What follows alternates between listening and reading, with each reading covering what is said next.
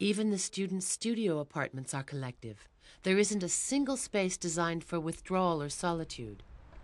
The tiny balconies that appear on the facade favor conviviality without permitting collectivism.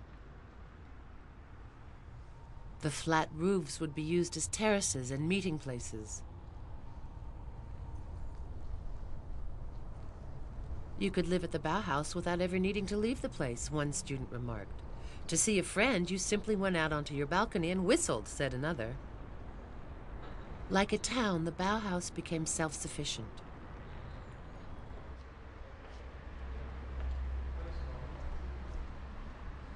One witness relates, "The quest for cleanliness, clarity, and liberality has triumphed here. Through the vast windows, one can stand outside and watch a man at work, or a man at rest in his private life. The construction of each element is clear. No bolts are hidden. All metalwork is revealed. You can tell which raw materials have been used. One is strongly tempted to judge this sincerity on a moral level." Rudolf Arman. What is usually hidden must be visible. Gropius deliberately stressed the industrial aspect of the radiators.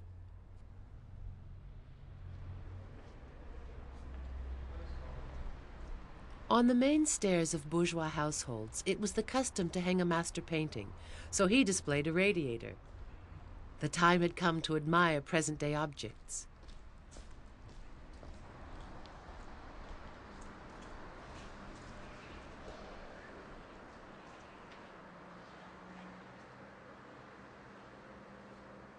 But this was a defeated and impoverished country. The backup was not always forthcoming. Gropius had to use the means at his disposal, and certain mechanisms are more like a reminder of the Europe of the previous century than the American ideal.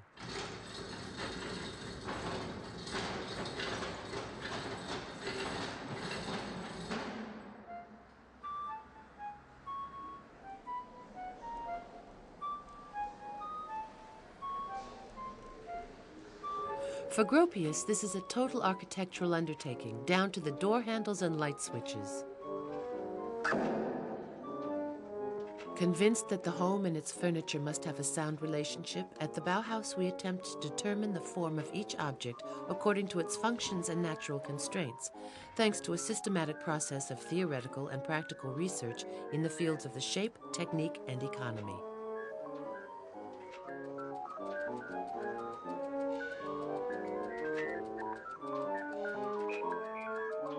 The interior decoration was designed and built by the Bauhaus students.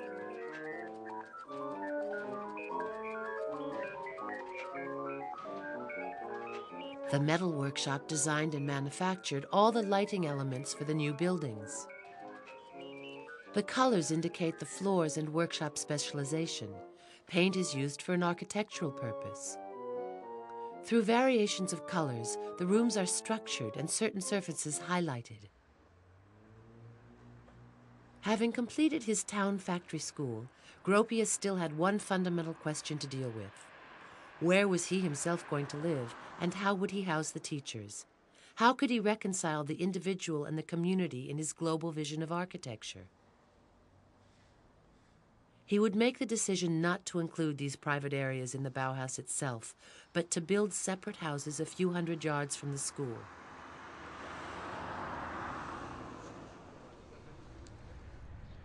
Paul Klee, Vasily Kandinsky, and all the teachers, known here as the masters, would be slightly isolated, confirmed in their superior status. These houses would use the architectural techniques of the main building, but would perform a solo. As symbols of the bourgeois home of the future, they looked like show apartments, down to the slightest detail.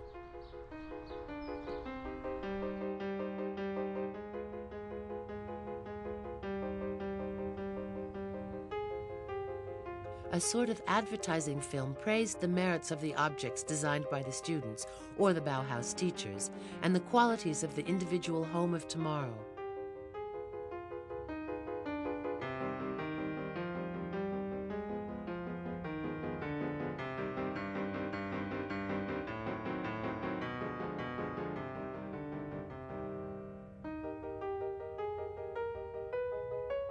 Despite being a hymn to the art of living, the Bauhaus masters wouldn't be entirely happy in these houses.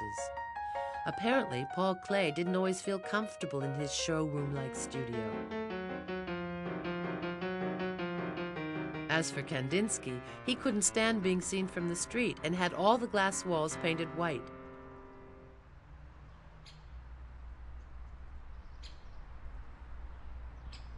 At the same time, the architect's monastery-like white walls unsettled the painter. He had the whole place repainted in 170 different hues.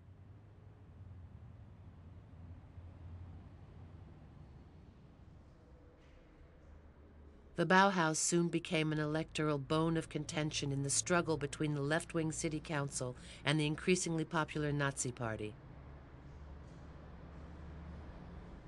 Deemed decadent, Bolshevik, and cosmopolitan, the most famous art school of the modern era had to move with its students and teachers to the new premises in Berlin in 1933.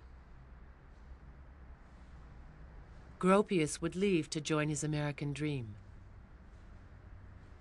The Bauhaus building remained as it was, abandoned by its detractors. The Nazis hesitated. What could be done with these flat roofs that appeared as a provocation to the German spirit? Some people suggested replacing them with something more Germanic, but gave up the idea.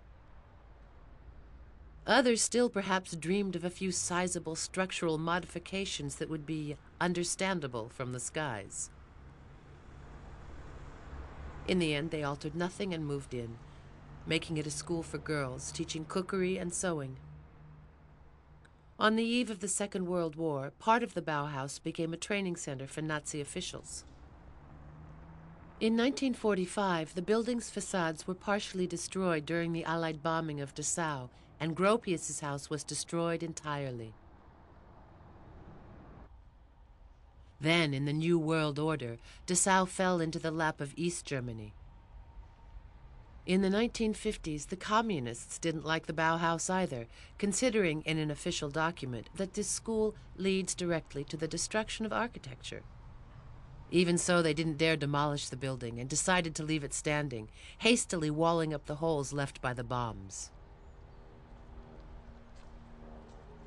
To show that a page had been turned, a new private home was built on the site of Gropius's residence. Sloping roofs and geraniums were back. The other teachers' homes were left abandoned.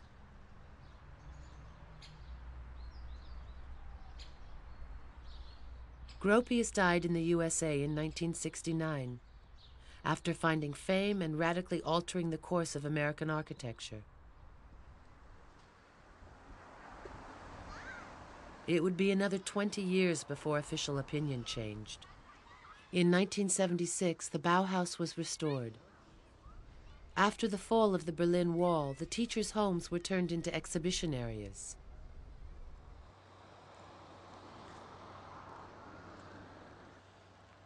In the training of a talented architect, the quest is what counts the most.